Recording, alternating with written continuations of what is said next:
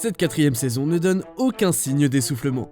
Salut tout le monde, c'est Xavier, bienvenue sur Watch Mojo Français. Aujourd'hui on se retrouve pour le top 3 des éléments qu'on retrouve dans le troisième épisode de la saison 4 de Rick et Morty. Hey buddy, how'd it go? I don't want to talk about it.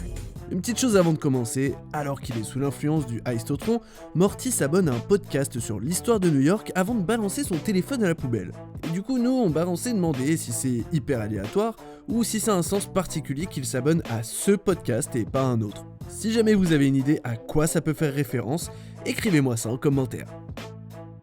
Numéro 3, le scénario de braquage de Morty est affreux. Pendant un des très nombreux montages de cases de cet épisode, on peut apercevoir un bout du script de Morty. Et il s'avère que Morty est aussi nul pour écrire un scénar que Jerry l'est pour mener une campagne publicitaire.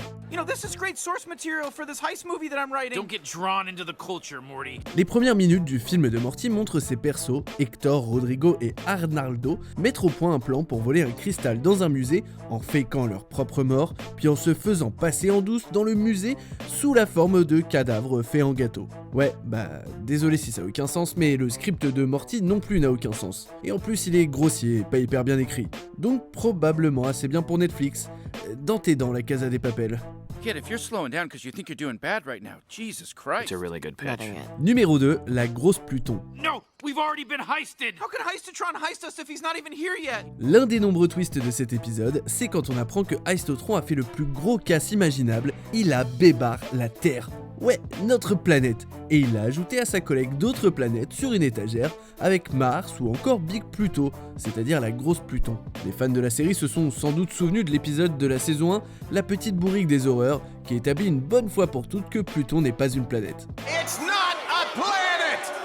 I'm an idiot. I love my son. Du coup, pour parfaire sa collection d'astres, Randotron a volé une planète appelée la grosse Pluton, qui ressemble vachement à Mickey avec ses deux lunes d'ailleurs, au lieu de notre Pluton à nous. Mais alors, d'où elle vient la grosse ? Oh, I like that. On est presque à la fin. Avant de vous révéler le numéro 1, pensez à vous abonner et activer la petite cloche pour recevoir les notifications. Vous pouvez choisir d'avoir une notif occasionnellement ou pour toutes les vidéos. Et si vous êtes sur téléphone, pensez à activer les notifications dans vos paramètres. Numéro 1, le Hall H. Dans cet épisode, il y a pas mal de points communs entre la HeistCon, la convention sur l'art du vol et le Comic-Con de San Diego dans la vraie vie. Par exemple, le centre d'exposition qui accueille la HeistCon a un Hall H lui aussi. My God. Pour ceux qui n'y sont jamais allés, en gros, le Hall H, c'est la mecque des fans de comics. C'est la pièce maîtresse pour chaque Comic-Con, ainsi que l'endroit des plus grosses révélations ou présentations, ce qui en fait donc un lieu historique de la culture geek. Your booze mean nothing. I've seen what makes you cheer. Vous êtes d'accord avec notre sélection ?